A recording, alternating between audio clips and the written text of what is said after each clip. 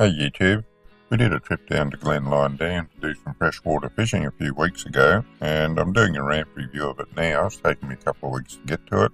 When I got there, I found that the ramp situation was really unexpected. It won't stay this way forever, but it's worth having a look at it just to see what it's like at the moment, and hopefully we get a bit of rain, things will improve.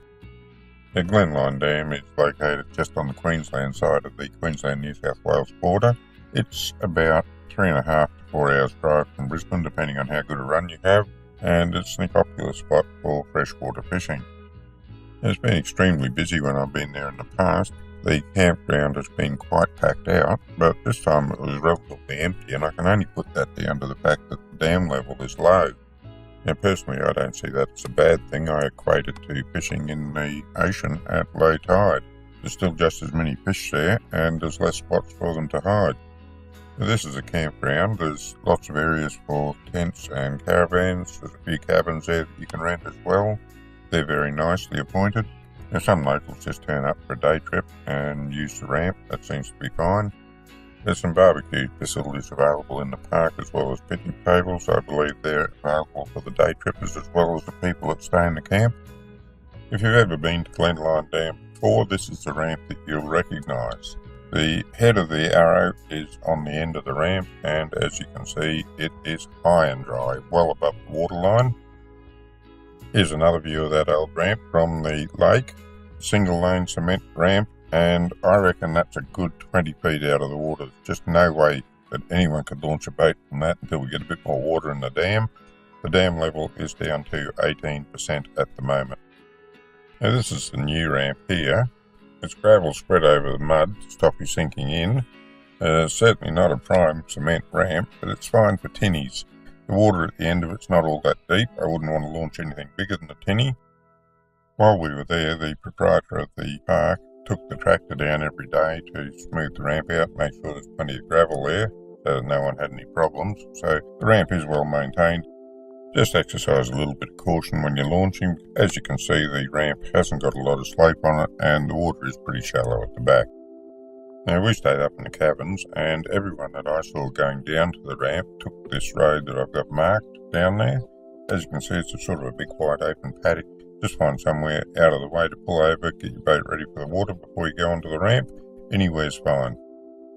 Now, surprisingly, everyone going back to the cabins that I saw took this other road that I have marked in yellow. We took that as well because we saw others doing it, and that may be why everyone else does it, because they see someone else doing it.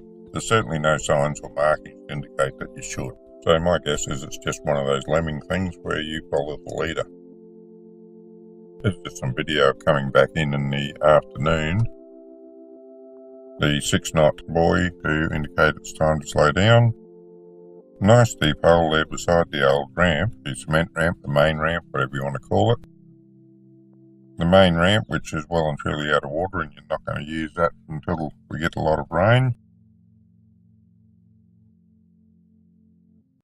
Now with the old cement ramp, I would take my Haynes Hunter down. It's a 14.5 foot, 4.6 metre boat with a 60 horsepower Mercury on the back.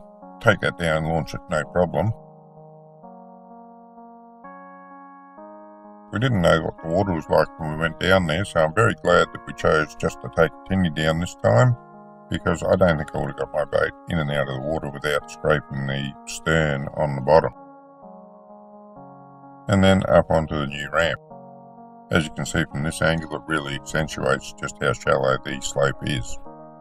Now for the assessment of the ramp, if you've got a smallish tinny and you're taking that down, no worries whatsoever.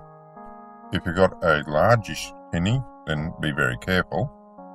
And if you've got anything larger than that, I will be waiting for the cement ramp to become operational again.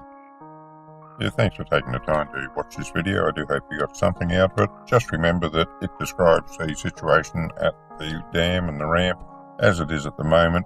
If we get some decent rain, that will change quite rapidly.